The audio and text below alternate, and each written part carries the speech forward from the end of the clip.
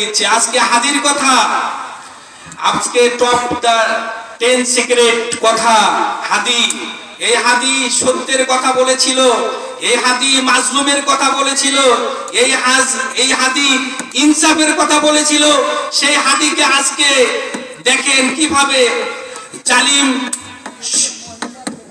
কিভাবে তাকে হত্যা করা হলো। এভাবে যারা অন্যায়ের পক্ষে কথা বলেছে, অন্যায়ের বিপক্ষে যারা অবস্থান নিয়েছে, তারা কি করেছে? এভাবে করে তাদেরকে অন্যায়ভাবে হত্যা করে দুনিয়া থেকে শাহাদত বরণ করতেছে। হাজারো মায়ের বুক খালি করতেছে, হাজারো মানুষকে নির্যাতন করতেছে।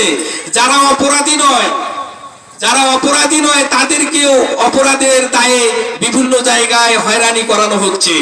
তাই সুপ্রিয় হাজিরিন, ন্যায় এবং ইনসাফের ভিত্তিতে সমাজ ব্যবস্থার বিনির্মাণে কোরআনুল কারীমের আইন যদি পৃথিবীতে চালু করা যায়, তাহলে যুগে যুগে এই ইসলামের বিজয়ের পরতে পরতে শান্তি বিদ্যমান।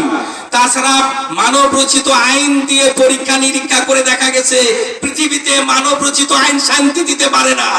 পৃথিবীতে মানব রচিত আইন শুধুমাত্র চলার মতো একটা মানুষের গতি তৈরি করতে পারে, কিন্তু পৃথিবীতে শান্তি, দুনিয়ায় শান্তি, আখিরাতে শান্তি পেতে গেলে একমাত্র কোরআনের আইন পৃথিবীতে চালু হলেই তবেই সম্ভব, তাছাড়া সম্ভব নয়।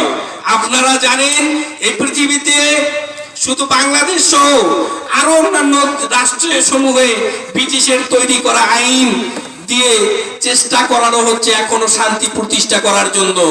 কিন্তু দেখেন, আপনি আজকে একজন চোরকে 3 মাসের জেল দিয়ে দিলেন, সেই চোর দেখেন আপনার জেল থেকে বাইর হয়ে এসে ডাকাত হয়ে গেছে, কথা ঠিক কিনা? সেই আবার ডাকাতকে আপনি আবার জেলে দিলেন, সেই ডাকাতও একদিন এসে আবার খুনি সেজেছে, বড় বড় সন্ত্রাসী হয়েছে, বড় বড় চাঁদাবাজি হয়েছে, টেন্ডারবাজি করতেছে।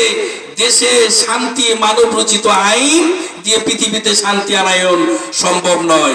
আর মানব রচিত আইন দিয়ে কখনোই যে শান্তি প্রতিষ্ঠিত হয়েছে এরকম নজির কিন্তু কোথাও নাই।